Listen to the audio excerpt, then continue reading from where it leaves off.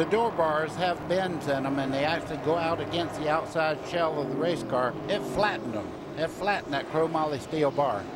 Take a little bit further back in the field right now. A look at Mike Cope and Dan Fredrickson. Mike Cope on the FloridaAutoAuctions.com, number 25. Mike is another very hungry competitor. Still has not won an ASA race, but it could be coming pretty soon.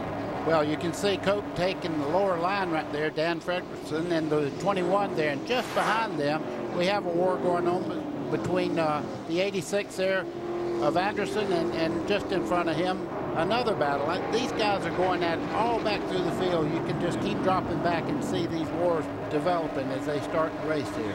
Danny Fredrickson, a good old guy from Minnesota, was the Remax Challenge Series Rookie of the Year last year. And you know, buddy, he's got a little pre-race warm-up. He told me the other day a steak and a half he had for dinner, corn on the cob, soup and salad, a loaf and a half of bread, potato, 8 Cokes.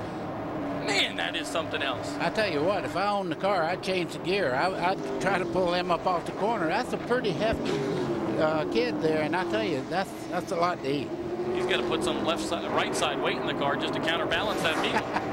It's 2 points a gear every time he has a steak and a half, I can tell you that. Well, man, he just shot out of a cannon there and passed Mike Garvey. Mike Garvey falling a spot back now to Danny Fredrickson, and here comes Mike Cope.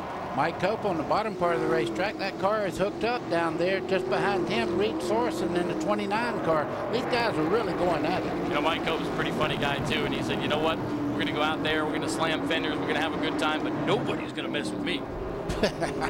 Every week it seems somebody does. So. Yes, that is true. Mike Cope having some difficulty at Lakeland a couple weeks ago, but having a pretty good run here today. You know, had some troubles in qualifying last year, but qualified very well here today. Brian Till, what do you got for us? Well, I just asked the crew chief and the crew here. They shrugged at me and said, we don't know. He's just slowing down. He hasn't said anything on the radio yet. Buddy Baker, what do you see from that 17 car?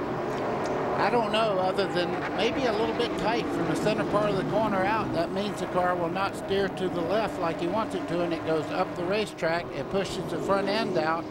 But just like if you turn in your driveway and hit sand, the front just will not turn, and boy, it's aggravating. You can't get back in the throttle until it does hook up. That's a pretty good explanation. We were sitting in practice actually yesterday watching that, and that's a pretty common problem for a lot of these teams at this racetrack, isn't it? And you know, every once in a while the sun has been peeking in, peeking out. If it gets on this racetrack, cars that might not be so good now will be pretty good, and some that are running up front, they'll drop back because, boy, the racetrack will change so much.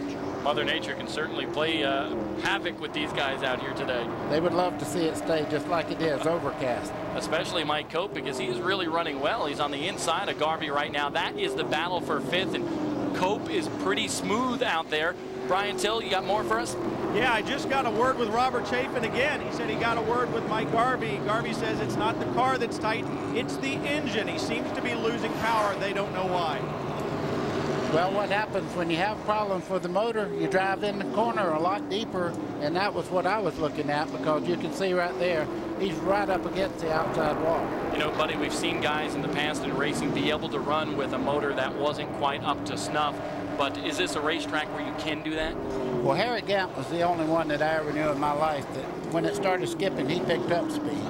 But most of the time, these cars are so equal as far as horsepower, if you have a problem, then you try to make it up in your driving style, and you really create your own demons. Well, you saw the graphic there. Mike Cope started 14th last year, finished way back after an incident with Tristan Dupuis on the racetrack. In fact, it was a pretty controversial incident. 66 laps on the board. Take a look at the upper left hand of the screen, because you'll see where your favorite drivers are running. Guys like Kyle Busch. Kyle Busch up into the top 10 right now as we look at Reed Sorensen. Boy, he's got to be feeling pretty good right at the moment. Very young kid. Got so much experience in the legend cars throughout Georgia and North Carolina. And Humpy Wheeler last week, I stopped in at Charlotte Motor Speedway, and he didn't ask about who won the race. He said, how did Reed Sorensen run? The battle for 11th right now on the racetrack. We're taking a look at that.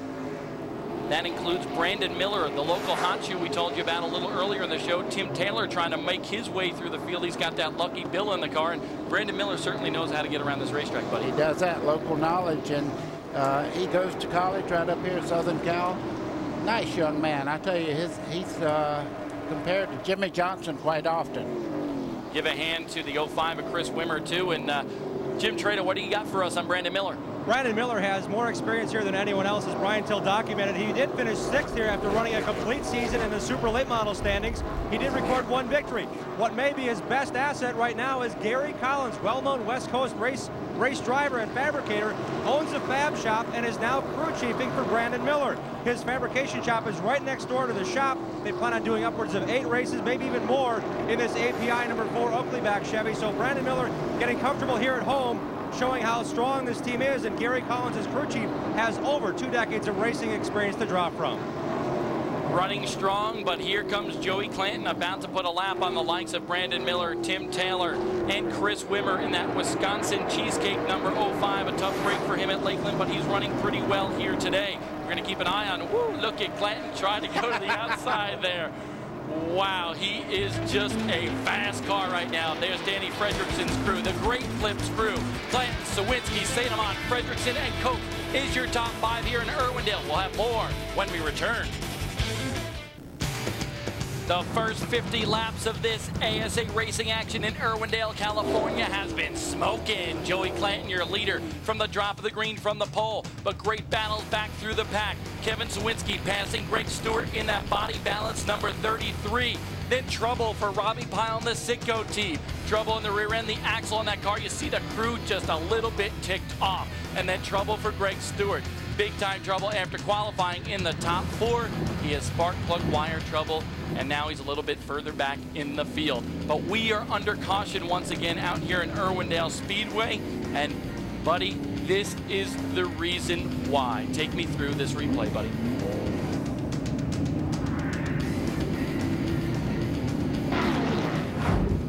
As they come off turn 2, you can see the 05 getting into Tim Taylor there, the 28 car. They make contact down in the corner. Wimmer fights to get control back under the car, loses the back end. Now it starts up the hill and makes contact hard on the driver's side as he goes into turn 3. Hits the wall pretty hard, Bob. Man, a tough break. We'll take a look at another angle of it. And Wimmer and Taylor getting together. Wimmer wrecked his car at Lakeland, spent the last 2 weeks working on that car by himself to get it back together. That's the only car that they have. They were going to take it to South Boston next week. I don't know if he's going to be able to now. He may have to go home and repair that, buddy. These guys are magicians as far as getting them ready for the next week, but I tell you, this is a pretty hard hit. He fights to save it there, but right there, that's a hard lick. It also hurt the front of the car pretty badly. Yeah, you see he hit the rear end and he slapped around to the front. Brian Till, you're down there. What's going on down there with that 05 car and that whole bunch? Well, Ron Wimmer, you don't want to be standing here talking to me right now. I know that. First of all, Chris is okay? Chris is fine, yes. He right away got on the radio and said he was all right, but he didn't know about the car. He said, I think that takes care of South Boston. You guys have worked hard over the last 2 weeks to get this car ready. Do you think that's it? No time to get it ready for them? Oh, no, it's been ready. I think the 28 car, the leader was coming right behind. The leader's awful fast today. And so he's clicking off these guys pretty quick, and 28 car was a little worried about going down a lap. And I think he hooked Chris and spun him out. So that's just the way it goes. That's 2 in a row, so we need a little better luck. Got to buy a lot of cheesecakes so we can put some money in our pot. You heard it, guys. They want to be at South Boston. They want to compete the rest of the year. It's just bad luck these first 2 outings. I'm going to bet you they will make it. I think they will, too. And, buddy, you had a little bit of that cheesecake last week. You liked that stuff, didn't you? I'm telling you. I'm going to have to get a bigger pant size if I keep eating those things. They were delicious. And, you know, the interesting thing about that accident, buddy, happened right in front of our leader, Joey Clanton.